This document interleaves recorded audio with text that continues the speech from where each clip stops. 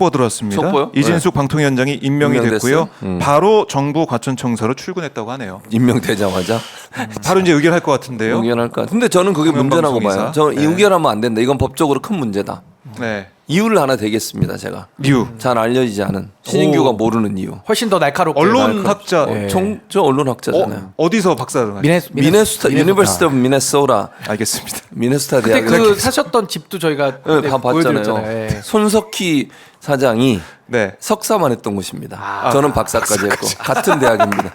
저는 박사고 한 손석희 단계 사장은 위에 석사 석사고. 위에 박사. 그러니까, 그러니까 검사 위에 여사, 석사 위에 박사죠. 그렇게 이제 서열 정리가 비교가 됩니다. 약간 기분 나쁜데. 아니 아닙니다. 자 무슨 자, 얘기를 할 어쨌든 거냐면 한번 자 언론학자로서 보세요. 임명하고 또 한 명을 임명하잖아요. 두 네. 명을 대통령이 임명할 수 있어요. 그러면 이제 박문진 이사하고 KBS 이사를 선임하겠다는 절차에 들어가겠다는 겁니다. 박문진 법만 볼게요. 박문진 법, 이제 법률가시니까 네. 박문진 법에 보면 뭐가 있냐? 제척 사유가 있습니다. 박문진 이사가 될 수 없는 제척 사유가 기록되어 있습니다. 그게 박문진법 네. 8조입니다. 임원의 어허. 결격 사유. 임원의 결격 사유가 결격 사유. 있는데요. 첫 번째, 대한민국 국민이 아닌 사람은 절대 안 되죠. 네. 그건 통과. 두 번째가 있습니다. 두 번째가 정당법 제22조에 따른 당원 또는 당원의 신분을 상실한 날부터 3년이 경과되지 아니한 사람은 제척 사유입니다. 그러니까 이사가 될 수 없어요. 이게 박문진법이에요. 네. 법에 있다. 근데 자 정당에 가입했다 안 했다 또는 가입하고 탈퇴한 지 3년이 됐다 안 됐다 확인하려면 네. 어디에 문의를 해야 돼요? 뭐 당연히 당에 문의를 네, 해야 되죠. 문의해야죠. 예. 그래서 다른 것까지 다 끝냈어요. 근데 이 문의를 민주당과 국민의힘에 보냈습니다. 네. 방통위에서. 그래서 국민의힘은 답변이 갔어요. 아하. 이 사람이 예를 들면 후보들 이 사람들은 뭐 예를 들면 정당에 가입한 적이 없다. 없고 뭐 예. 탈퇴한 지 3년이 넘었고 이런 걸 다 보냈겠죠. 민주당 회신을 안 했습니다. 그러면은 그거 알 모르는 수가 거네요. 없잖아요. 모르는 당적을 거예요. 가질 수 알 수가 있네요. 없어요. 네, 알 왜냐 수가 없네요. 정당이 아니면 네. 아무도 확인을 못 해줘요. 그렇잖아요. 그렇죠. 예를 들면 신인규 변호사가 국민의힘 탈당했지만 본인이 탈당했다 하더라도 네. 확인은 안 되잖아. 민주당 입당하셨죠? 아니요. 안 하셨어요? 탈당 안 했고 저는 아, 저 하신 줄 국민의힘에 알았는데. 탈당 문자 보여드릴 수 있어요. 그러니까. 문자도 옵니다. 탈당하면은. 그러니까 이제 네. 그걸 가지고 할 수는 있지만 그렇다 하더라도 당에서 공식적으로 확인해 줘야 되는 거 아닙니까? 당에서 예를 들면 필요하죠. 이 사람들 그러니까 명단 지금 이제 후보로 올라오고 있는 사람들의 범죄 이력 경력까지 다 끝냈어요. 네. 범죄가 있으면 또 안 되거든요. 그거 이제 경찰서에서 그건 또 한 거죠. 해주는 근데 거고. 그것까지 예. 했는데 당에 보낸 거에 대한 회신이 민주당에서 안 했어요. 아직 방통위로. 근데 회신을 안 받고 통과시킨다? 이건 이 제척 사유를 확인 안 하고 통과시키게 되는 거예요. 그렇네요. 이건 문제가 될 수 있다. 왜냐하면 이 과정을 다 확인한 뒤에 최종적으로 임명을 해야 되는 거예요. 네. 근데 만약 이진숙 지금 방통위원장 임명이 됐으니까 또 다른 한 사람이 임명되고 나서 이걸 추진한다면 이 법에 위반된다고 봅니다. 아, 방통위법이나 그 자체도. 방송법에 정면으로 위반되는 거예요. 왜냐? 정당에서 회신을 받고 확인이 예. 끝난 다음에 임명을 해야 되는 거예요. 근데 이 사람이 정당에 가입한 적이 있었는지 없었는지 얼마가 됐는지 문자만 가지고 할 수 없잖아요. 문자가 조작될 수도 있고 또 문자 받고 나서 또 가입할 수도 있잖아. 그걸 어떻게 하냐고요. 네. 신규 변호사가 문자 받았지만 또 가입했을 수도 있잖아. 몰래. 안 했습니다. 그러니까 안 했는데 내 말은 그게 갖다네, 예를 들어, 예를 그걸로 확인을 하면 안 된다는 거야. 내 말은. 네. 후보자가 난 했어 이렇게 낸 거 가지고 확인이 가능해요? 그건 불가능하잖아요. 정당에서 공식적으로 공문을 통해서 예. 후보자로 올라온 사람들 이 사람들은 문제 없습니다. 가입한 적이 없습니다라고 와야 되는 거예요. 근데 그걸 민주당이 아직 회신을 안 하고 있다니까요.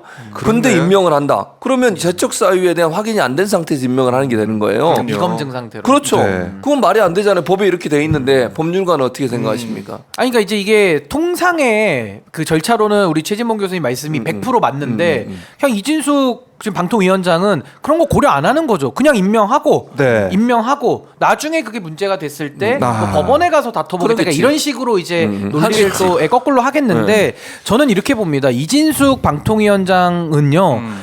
이런 예가 없어요 지금까지. 왜냐하면 지금까지 방통위를 이렇게 형해화시킨 대통령이 있습니까? 없거든요. 이게 예. 최초 사례거든요. 그렇다면 무슨 뭐 예방적 탄핵 이런 얘기를 하는데 이건 예방적 탄핵이 아니라 가서 어떤 짓을 할지가 아주 명확한 상황이에요. 그러니까 저 이게 지금 구름 의견하겠죠. 보고, 구름 보고 오늘 비가 온다 안 온다가 아니라 이거 완전히 먹구름이거든요. 그냥 비가 쏟아지기 직전인 거예요. 그래서 저는 이진숙 후보자가 이제 방통위원장 됐기 때문에 전 여기에 대해서는 이진숙만 보는 게 아니라 이동관, 김홍일 여기서 이진숙까지를 이거 통으로 봐야 된다. 아하. 결국 윤석열, 주연 각본이거든요. 그럼 그 상황에서 전 이진숙 저는 방통위원장에 대한 탄핵을 소추하면 직무정지가 됩니다. 그러니까 직무정지를 시켜놓는 게 맞고요. 직무정지 시켜놓으면 어쨌든 6개월 동안에 묶어놓을 수 있거든요.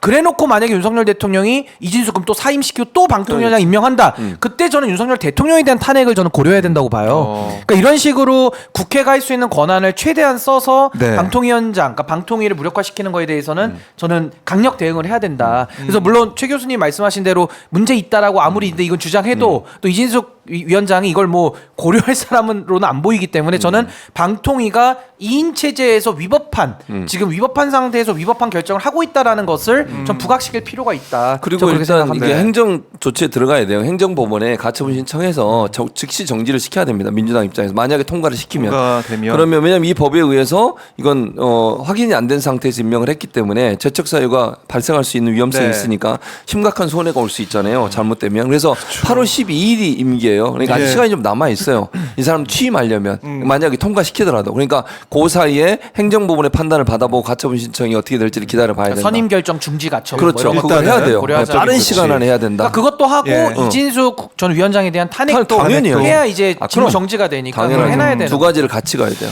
사실 이번에 인사청문회 이례적으로 사흘 동안 하면서 또 이제 과방위원들이 대전 MBC까지 찾아가는 그랬었죠. 주말에 열심히 하나하나 따져 물었을 때 국민들 예. 판단은 이 방통위원장 자격이 없는 게 아니라 이런 목소리가 커지지 않았습니까? 특히 여러 가지 문제도 있지만 법인카드에 대해서 많은 분들이 분노를 하셨죠. 너무 심하죠. 그래서 뭐 빵통위원장이다, 뭐 빵숙이다, 빵진숙이다. 뭐 빵진숙이다, 뭐 이런 얘기가 나올 정도로. 아니, 그러니까 신인규 변호사도 빵을 너무 좋아합니다. 실제 그래서 빵을 먹는 것뿐만 아니라 빵을 만드는 일도 해요. 아, 제가 또 과거에 그 빵동호회라고요. 제가 죽빵 모임이라고 죽을 때까지 빵을 먹자 해서 죽빵 모임 초대 회장을 지냈거든요. 제가. 저분도 이제 빵동호회. 영입하세요. 그러면 저분. 아, 빵 좋아하시나요? 아니 근데 예. 법인카드를 갖고 다니면서 빵을 그렇게 사 먹는 게 맞는 겁니까? 아니, 그러니까 상식적인 선에서 얘기를 해보자는 거예요. 이게요. 자기 돈으로 사 먹어야죠. 자기 돈으로. 그렇지. 만약에 먹고 싶으면 그렇죠. 신규 직원- 변호사는 자기 돈으로 사 먹어요. 아, 다 회비로 먹죠. 네, 제 회비. 돈으로 먹죠. 다 같이. 아, 돈 자기 모아서. 돈 회비? 아, 10,000원씩 내서 같이 내서 먹죠. 같이 먹죠. 자기 그래서 돈으로 죽을 먹죠. 때까지 빵 드시는 거예요. 가입하시죠. 아, 됐거든요. 예, 떡, 예. 떡동호회. 네, 떡동호회 예. 가입하도록 하겠습니다. 근데 그렇게 돈을 쓰는 게 이해가 되는지. 자, 또 이번에 대전 MBC 가가지고 확인된 여러 가지가 이정원 의원의 주장에 따르면 네. 무단 결근 이 문제도 논란이 되죠. 원래 갖고 법인카드에 한계가 있잖아요. 한도 초과 2배 이렇게 썼다는 거예요. 아니에요. 그런 것도 문제. 그다음에 와인을 샀는데 그걸 자기 사무실에다가 쟁여놓고 있다는 거. 그다음에 본인의 그 법카의 범위를 넘어서 그러니까 한도가 초과되니까 공용 법카를 통해서 그걸 또 구입했다는 거예요. 뭐 왜 이렇게 많이 구입하는 거죠 와인을? 선물용이거나 아니면 이럴 가능성이 있잖아요. 가능성이 그리고 자기 크죠. 방에다가 왜 그렇게 와인을 갖다 놓는 거야? 그 코르크가 따져 있는 것도 있어서 그럼 본인이 마셨다는 거 아닙니까? 그러면 이 논리로 따지면 자기 방에 불러가지고 손님 접대할 때 그거 마셨다는 겁니까? 뭡니까 대체? 아니 그리고 정동희 의원이 뭐라 그랬죠? 그렇게 해서 열심히 영업했다고 하는데 영업하는 돈 엄청나게 썼잖아요. 억대를 2건 했다잖아. 오마이 TV는 돈 안 줘도 영업하고 다니.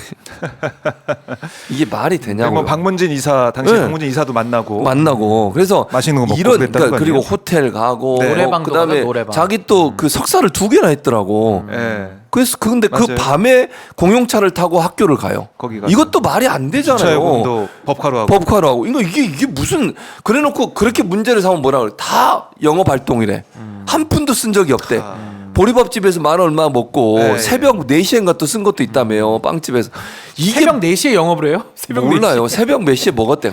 아니 이게 무슨 영업하고 뭔 상관이 있고 또 하나 생각해 보세요. 휴일날 자기 집 인근에서 영업을 해서 사람을 만나요? 어떤 사람이 휴일날 영업 그러니까 예를 들면 갑을이 바뀌는 불러. 거잖아. 영업을 하는 사람이 을이고 해주는 사람이 갑이잖아. 네. 우리 불러 우리 집 거기도 근처로 와. 김건희 여사 스타일이네요.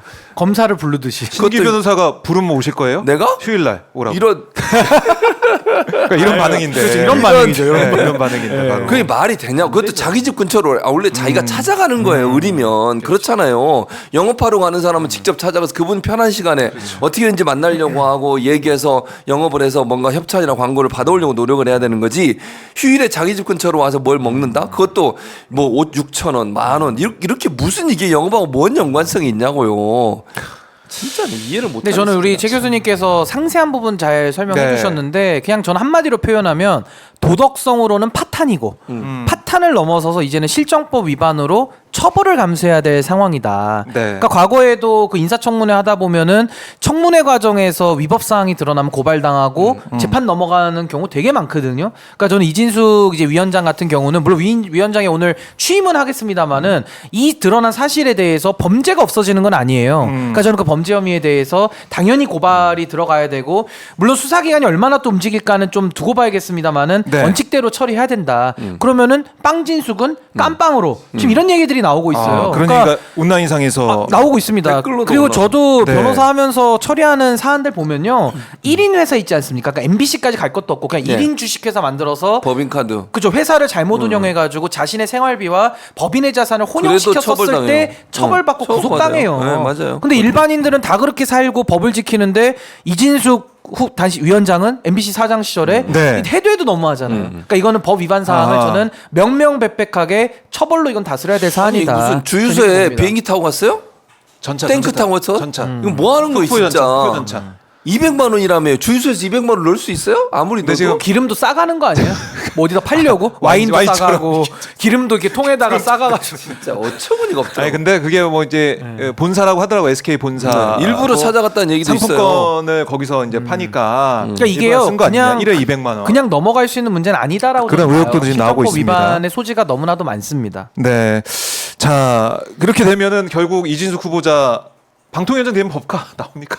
방통위원장 굳이 나오고 나와요 법카 있어요. 위원도 나와요. 위원도 나오고. 네. 그래서 하고 싶어 하시는 무슨 소리예요? 그 전화가 지금 안 오셨나요? 안 와요.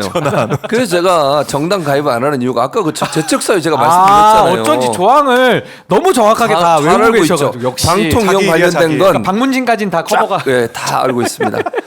다 알고 있습니다. 그래서 정당 가입을 안 하는 여러분 제가 왜 민주당에 가입을 안 하냐? 깊은 뜻이. 정치적 야, 중립성을 예. 지키려고. 아, 네. 맞습니다. 가고 싶어. 아니 근데 중립적으로 하셔야 돼요 진짜. 이거 보세요. 가고 싶어서요. 법카 나온다고 가고 싶어서. 이 사람이 진짜 아니 그래도 오늘 교수님은 비밀 영업을 풀렸어요. 위해서만 쓰시죠 법화를. 네. 저렇게 하면 안 됩니다. 이제. 저러면 안 되죠. 저희 뭐 하는 겁니까 대체. 그리고 예전 윤석열 네. 정부 들어서 이사들 뭐 방송국 이사들 쫓아내고 막 이럴 때도요. 법카 털어서 했어요 그때. 이대수 이사장 똑같이 네, 않습니까? 몇천 원 쓴 거 그거 가지고 뭐 문제를 10,000원 삼고. 초과한 거. 네, 그거 가지고 그렇게 문제를 삼고 김혜경 여사 그 7만 얼마 쓴 거 가지고 법원에서 아니 검찰에서 구형을 300만 원이나 했잖아요. 네. 그 기준으로 따지면 이분은 어떻게 해야 되는 거예요 대체 이거는 이진숙은. 징역 한 이건 30년 깜이죠. 그러니까 이게 핵심이야. 말이 되냐고 이렇게 검찰도 그렇고 수사기관도 예. 그렇고 대통령실도 그렇고 기준이 왜 이렇게 달라? 아 자기 그리고요 판단대로. 횡령배임 같은 경우는 내로남불이 일정 내로남불. 액수를 넘어가게 되면은 네. 특경법이 적용이 되니까 형량도 높아져요. 그렇죠. 그러니까 전 이거 지금 쓴 액수가 너무 많기 때문에 네. 다 좀 따져봐야 된다. 그러니까 액수의 문제, 그리고 횟수의 문제, 그리고 그걸 어떻게 본인을 위해 썼는지, 회사를 위해 썼는지 이걸 다 따져봐야 된다. 그러니까 수사 받으셔야 돼요. 네.